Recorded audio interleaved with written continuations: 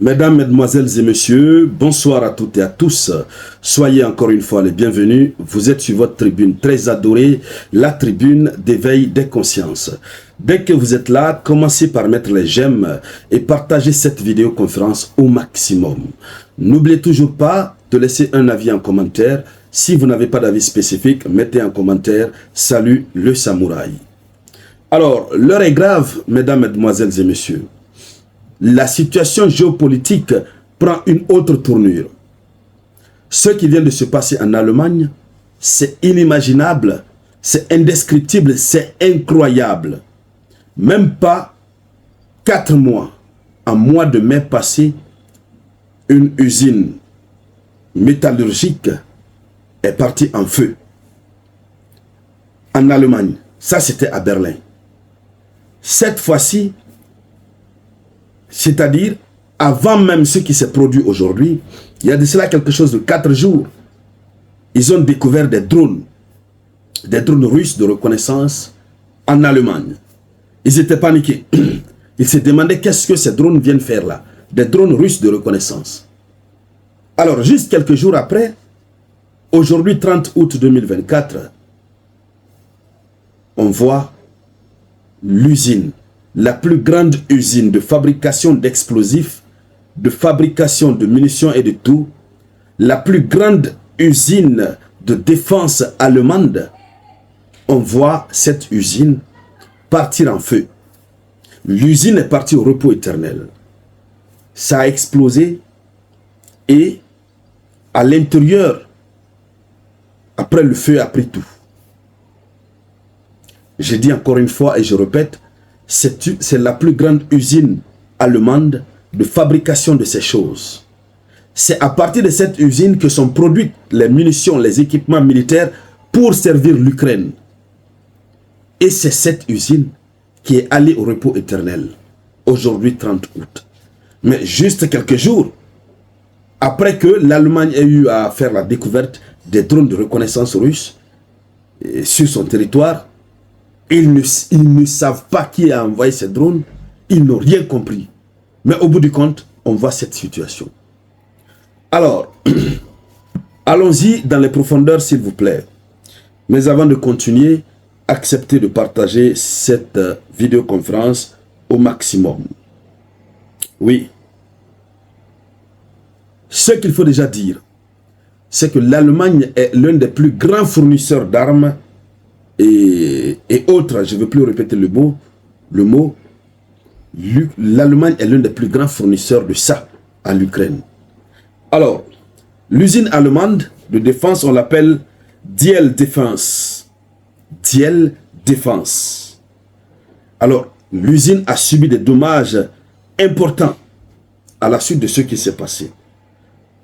Et vous avez les images qui sont insoutenables.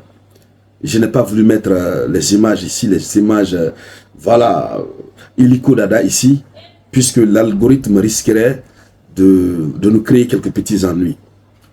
Donc, ça s'est produit dans le bâtiment du fabricant d'explosifs à Troisdorf, Rhénanie du Nord-Westphalie. Voilà, c'est le lieu. Plusieurs employés ont été gravement blessés. On ne dit même pas gravement, on dit grièvement blessés. 2 ont été hospitalisés.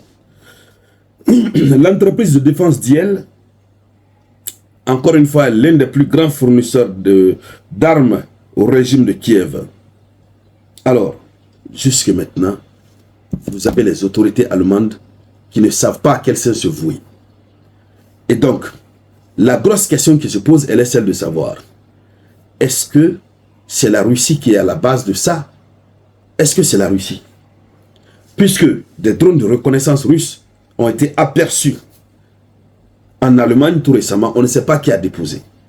Malgré la peur, à la suite de cela, l'Allemagne est sortie pour annoncer qu'elle réduit systématiquement son aide militaire à l'Ukraine. On avait animé une vidéoconférence là-dessus.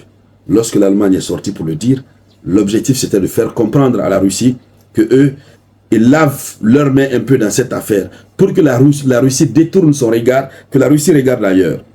Et vous savez que la Russie avait dit, hein, les Russes avaient dit, Poutine avait juré, il avait dit tout État qui donnerait des armes à l'Ukraine et qui autorisait l'Ukraine à toucher le sol russe, cet État va recevoir des mesures de représailles. Est-ce que nous sommes en face de la représaille? Sachant que l'Allemagne, encore une fois, a toujours été l'un des plus grands fournisseurs d'armes à l'Ukraine. Est-ce que c'est la Russie qui est à la base de ça? Pour le moment, la Russie ne s'est pas encore prononcée. La Russie n'a pas encore revendiqué. En tout cas, jusque maintenant, à l'heure où je suis en train de réaliser la vidéoconférence, la Russie ne s'est pas encore prononcée. Mais ce qu'il faut dire clairement, c'est que tout porte à croire que c'est quelque chose comme ça. Mais en Allemagne, ils ne veulent même pas d'abord, même si c'est la Russie qui est à la base, ils ne veulent même pas d'abord associer le nom de la Russie à la chose. Tellement que c'est une grosse perte pour eux, et ça risque d'être gênant et honteux pour eux de dire que l'Allemagne n'a pas pu avoir un système de défense aérien qui pouvait permettre de stopper la chose qui est venue. D'accord? Donc l'Allemagne est en train de parler de cas d'accident. Ils disent que c'est un accident. Pour le moment, l'Allemagne est crampée sur cette position. Bon, on ne sait pas. Est-ce que ce sont des drones invisibles chargés de la chose, des missiles aussi invisibles, puisqu'il y en a des drones invisibles qui ont été envoyés et qui sont allés, qui ont pénétré. Et ensuite, ça fait le truc. Ou bien ce sont des gens qui sont là-bas, qui travaillent là-bas, des Allemands, mais qui sont en complicité avec la Russie, qui sont allés déposer ces explos là-bas. On ne sait vraiment pas comment la chose s'est passée. Pour le moment, une enquête a été ouverte par l'Allemagne pour découvrir l'origine du problème. Mais ce qui reste clair, c'est une grosse perte. Qui a donc intérêt à faire sauter cette usine de fabrication des explos? Qui a intérêt si ce n'est pas la Russie? Qui a menacé d'agir en représailles contre les États qui fournissent les équipements militaires à l'Ukraine et qui l'autorisent à toucher son sol? C'est la Russie. Alors, on se demande, est-ce que ce n'est pas la Russie qui est derrière ça? Quoi qu'il advienne, on ne peut pas affirmer d'emblée, mais voici ce qui vient de se passer en Allemagne en ce 30 août 2024. Nous allons donc continuer de suivre cette actualité et du côté de l'Allemagne, tout ce qui va en découler. Nous reviendrons encore ici sur la tribune d'éveil des consciences pour pouvoir aborder, décortiquer. C'est de cela qu'il s'agit. Merci donc à toutes et à tous. Je vous reviens tout à l'heure avec de nouvelles actualités. C'était la voix de votre unique samouraï.